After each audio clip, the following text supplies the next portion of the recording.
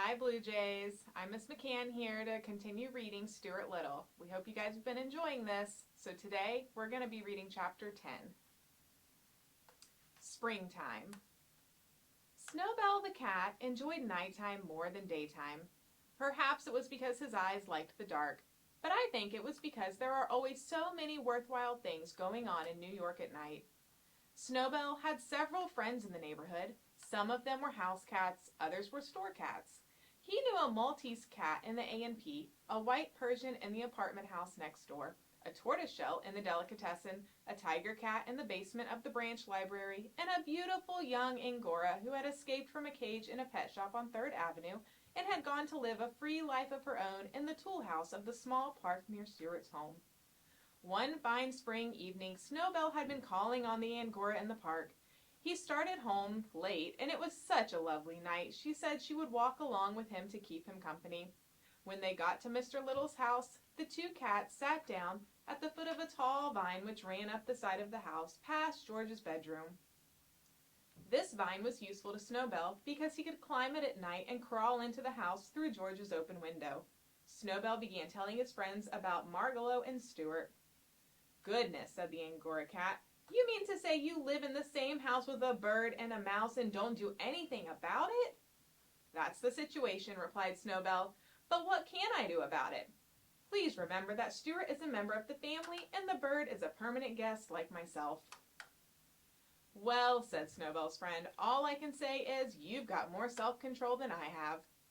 Doubtless, said Snowbell. However, I sometimes think I've got too much self-control for my own good. I've been terribly nervous and upset lately, and I think it's because I'm always holding myself in. The cats' voices grew louder, and they talked so loudly that they never heard a slight rustling in the vine a few feet above their heads.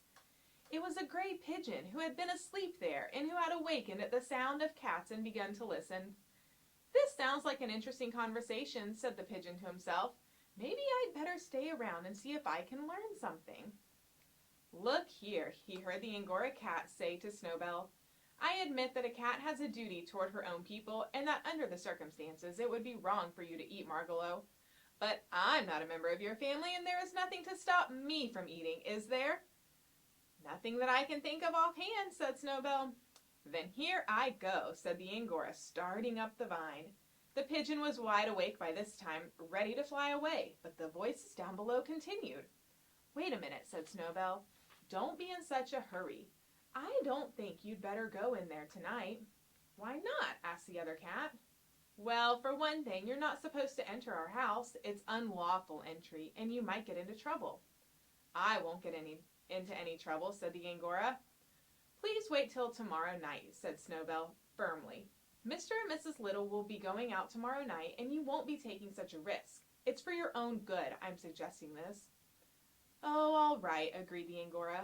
I guess I can wait, but tell me where I'll find the bird after I do get in. That's simple, said Snowbell.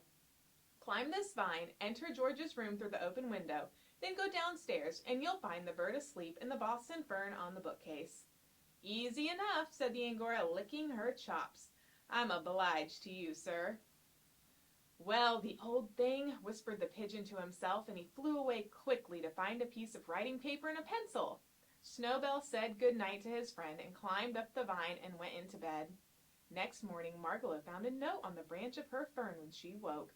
It said, Beware of a strange cat who will come by night. It was signed, A Well-Wisher.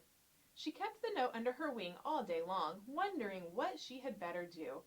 But she didn't dare show it to anyone, not even to Stuart. She couldn't eat, she was so frightened. What had I better do, she kept saying to herself. Finally, just before dark, she hopped up to an open window, and without saying anything to anybody, she flew away. It was springtime, and she flew north just as fast as she could fly, because something inside her told her that north was the way for a bird to go when spring comes to the land. And that wraps up Chapter 10, Blue Jays. Tune in next week for Chapter 11.